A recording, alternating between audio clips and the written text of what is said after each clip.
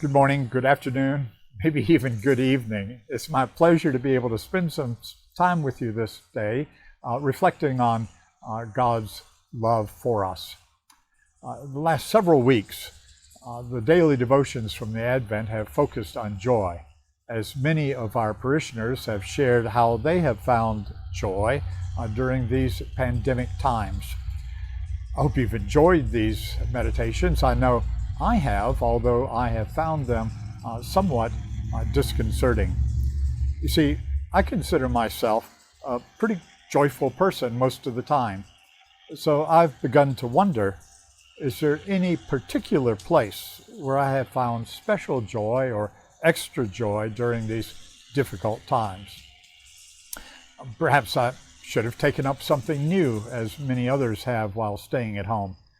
I could learn how to play a musical instrument if I had any kind of musical talent. I could learn a foreign language, but I really don't have the ear for it.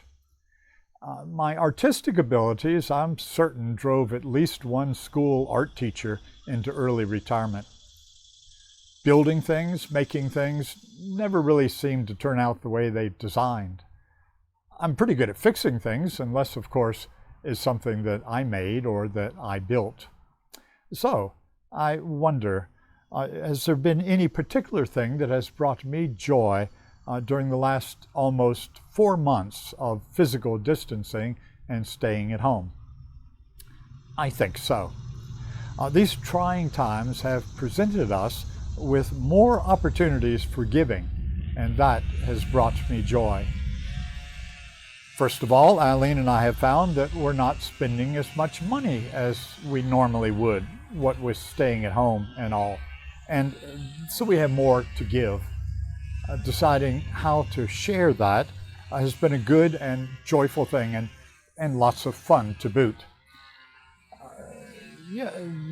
And the wonderful growing season that we've had has allowed us to share some vegetables with our neighbors. Second, I've had more time on my hands, and time can be a precious gift. Eileen and I have spent more time together. In fact, we've spent lots more time together, and really most of it has been joyful. And although I could have done more, I've spent some time writing notes and telephoning family. I've found joy in both of those activities, and I hope those I've written and telephoned have as well. Third, although the times have made the gift of serving difficult, what with physical distancing and all, Eileen and I did have one unexpected opportunity to serve someone else. Since our grandson didn't have soccer practice in Houston this summer, he very much wanted to go home to Hawaii for the summer. But what to do with his puppies? Well, we weren't going anywhere, so we volunteered to keep the puppies for over 2 months. Now, I like dogs.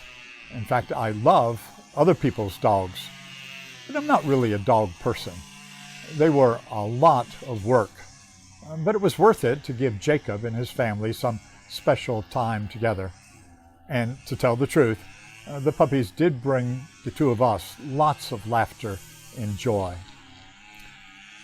Of course, this summer has been unusual not only because of the pandemic, but also because of the unrest that has gripped our country. And it seems to me that has given us yet another opportunity to give. Through our actions, we can give the gift of dignity. Remember our baptismal covenant, where we promise with God's help to respect the dignity of every human being? Well, for some, that means demonstrating peacefully. For others, it might mean becoming involved politically. But for all of us, it means standing up and speaking out whenever we hear voices tainted with any kind of prejudice, especially toward those who are poor or marginalized. Well, yes, it has been a strange summer, sometimes a difficult one, but I found joy in taking advantage of some of the additional opportunities for giving. Of course, one can always do more, and I wish that I had done more, had given more. But tomorrow is another day. Why don't we just try to give it our all? Remember that God loves you and God bless you.